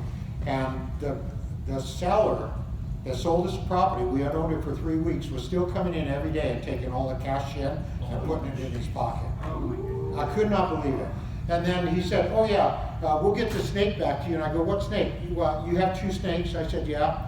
He goes, well, we borrowed the big one for one of our other properties. It's like, no, that is not your tool anymore. You do not come to this property anymore. You can come by and say hi, but no. And so you have to take control of your cash flow immediately. You have to know what's happening immediately, and that means your asset manager needs to be out there taking control right away, immediately, okay? Managing member to work with the asset manager on a regular reporting. Yeah, we already talked about that when we talked about the organizational chart. I've seen a lot of properties, I've seen a lot of deals, I've seen a lot of successful deals, and I've seen deals fail. Most of the deals that I've seen fail is because of an after-purchase management issue. Let's work on that, you know? And I know I deal with a lot of students with new people, but we've had bad property management companies that weren't traded out quick enough or weren't managed well enough. Because even the property management companies need to be managed. And so you need to have somebody on your team that can take control of that. Okay. Yeah, after closing is when the work begins, okay? Oh, we're already done. I'm sorry, I shot through pretty quick on that second half. So let's open it up to questions right now. remember, this is the condensed version. This is my minimum. It's kind of a 2-day class right now. I know some people that take it 4 days, teach a 4-day class on just syndication. They go into it a lot more in depth, but there's a lot to it. There's a lot to it. But once you understand it, you do your first 2 or 3, then it's really easy. So let's start going for them deals that are a little bit bigger than what you're going after. And if we have the brokers out there that are just constantly doing deals for clients, hey, a lot of these jobs, these listings that we're fighting to get and we're going after all the time, it's just one job after another job after another job, and you have to keep working to keep that coming in. But if you start building your own portfolio, you can start working on cash flow, and if you do it right, you can still find the deal, help manage the deal, but let your other managing members of the LLC do more of the work even. You can still manage it to where you don't have a 10-hour a week or 20-hour a month job, you know. If you're just on the management side of this, you could be, you know, on the management team and doing a good job with, you know, less than 5 hours a week if you have a good team, because you'll have a monthly managers meeting, you know. So, okay, any questions right now? Any questions on Zoom? Go ahead. Did you get, this previous owner that came and collected, you get money back from it? We argued it, yeah, and we did get most of it, but the most important thing is we stopped it, right? We closed the 3rd week of the month, so that means that most of the collections were done in May, but he definitely got a lot of cash at the beginning of June. But my question is, why were they even taking cash? You know, that's a big no-no anymore. You don't want to leave your leasing agent susceptible to robbery, right? And plus cash disappears. The only way we take cash now is if I have a kiosk machine and it goes directly into a kiosk. Because then it keeps accurate reports, it's safe, and I know every time we do a withdrawal exactly how much is in there. Because I get control of the reports. So we don't do any cash ourselves. We haven't for years for safety reasons. So you mentioned doing your due diligence on the demographics and also on the crime. I was wondering if there's a source for learning about crime in an area, might be a free service, and also what is it about demographics that you actually are looking for or not find? I'll answer your first one on crime. We've used spotcrime.com and crimereports.com. And now that Trulia is getting larger, I use Trulia and their crime reports a lot.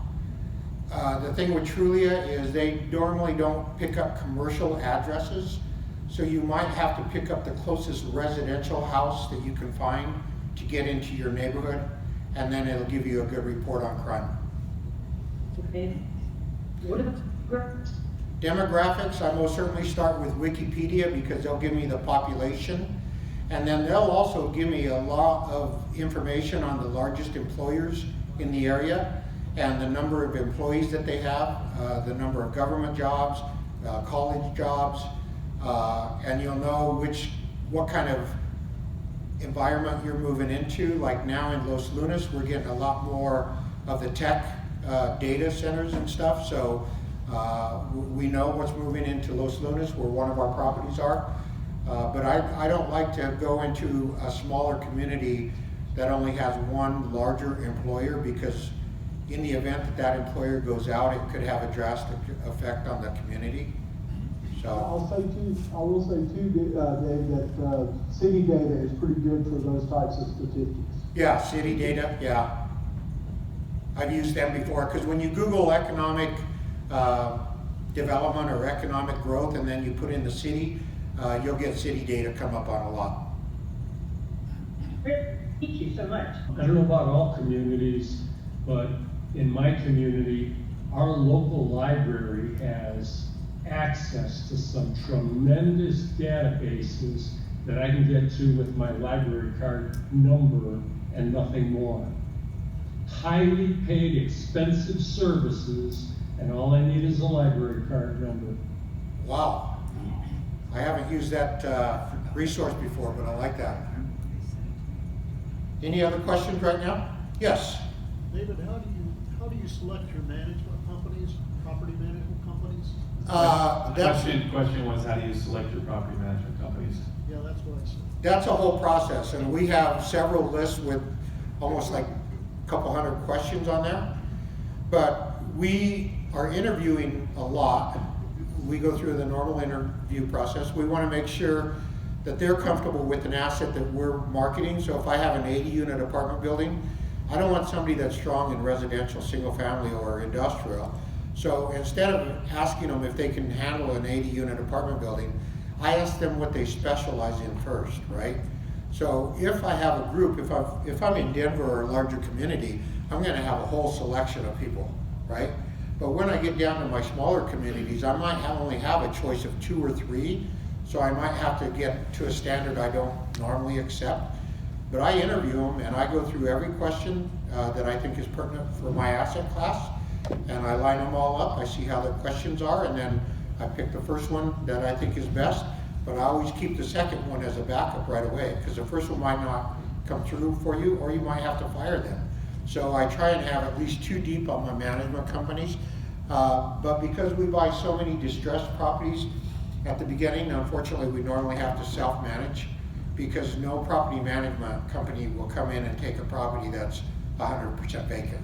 We have to get it up to 70–80% occupied before they'll step in and take it. So a lot of times we keep our management in-house, but just temporary. But we go through, and that is like really an hour or 2 hours in itself, just talking about interviewing property management companies, because it's important, you know. So yeah. Any other questions right now? Yes, sir. Your investors, are they tenants in common, or are they? I didn't quite hear the question, Demetrius. I got 2 people, I'm sorry, I'm just freezing up here. What was the question? Are your investors tenants in common, or are they like own a portion of the LLC, or how are they? I used to always just take. Repeat the question. Oh, okay, I'm sorry. Repeat the question. How do I set up, oh, go ahead. So his question for Zoom was, how is your structure? Are you doing it as a TIC, tenants in common? Or I think, as you mentioned earlier, they're members of your LLC, right? Right.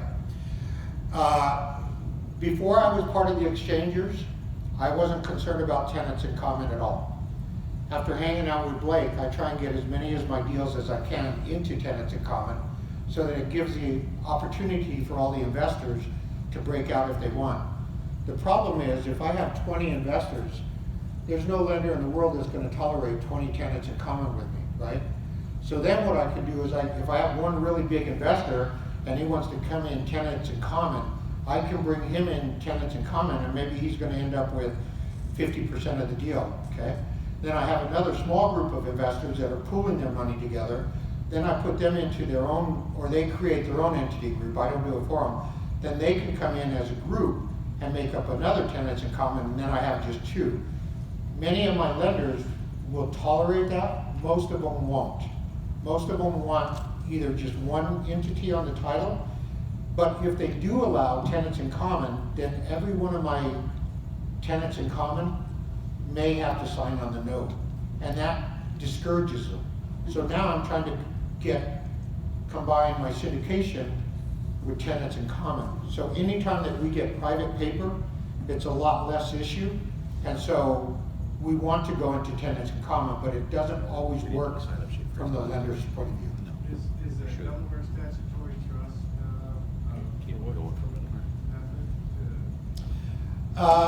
solve that issue? We've had some Delaware State Trust before, and one of my partners was so crazy, he wanted to bring in a little bit of 1031 money, and so we wanted tenants in common. So the raise that this lady from California was bringing in was like $130,000 investment in like $1 million raise. So my partner said, oh, we need 1031 money, we need 1031 money. He paid $65,000 for an attorney to set up a Delaware State Trust. What? Only to find out that we couldn't refinance and use it right to go back to an LLC. So when the Delaware State Trust is good for you and your attorney recommends it, people use them all the time and it's really good, extra protection, and their laws are just so different there. But check with your attorney for legal advice, because sometimes I think it's overboard and you're paying for more than you need, and other times you need that extra layer of protection. And I don't know, Corey, do you want to add to that at all? We've just avoided it due to the cost, and, you know, it's just, we've looked at it several times and just decided it wasn't worth what was there. Yeah, and there's a guy that knows, so you can probably get to where you need without having to go there. And usually our LLCs are just either in Colorado, where most of our, I'm at, or sometimes our LLC will be set up at the place of where the property is. So, and again, I just listen to my attorney what's best. Yes?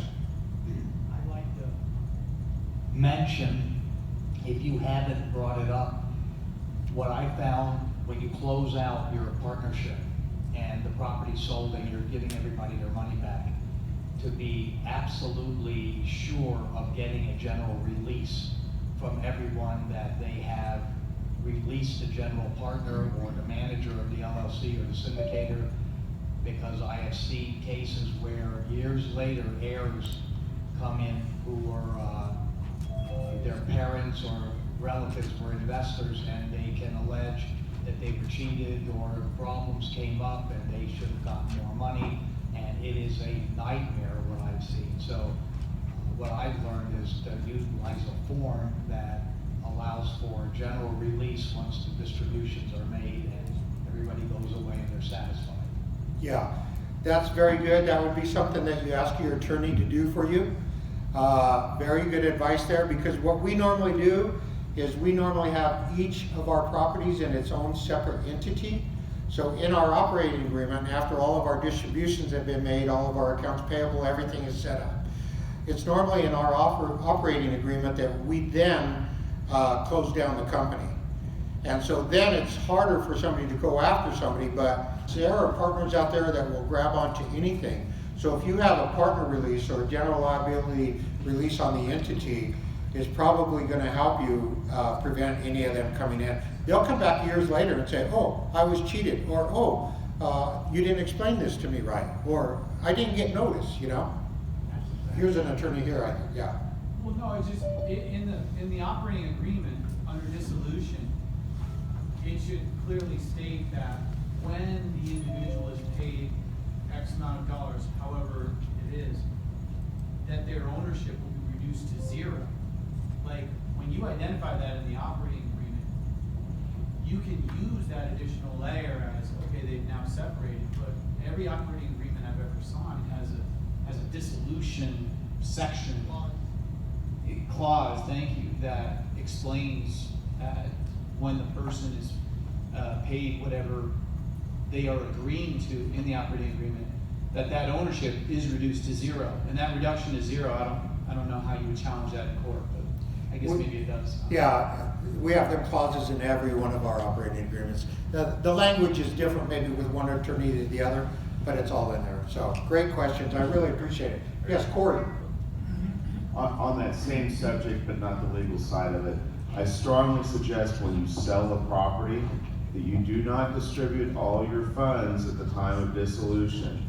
There are events that happen after you sell a property that will require you to have funds available to you.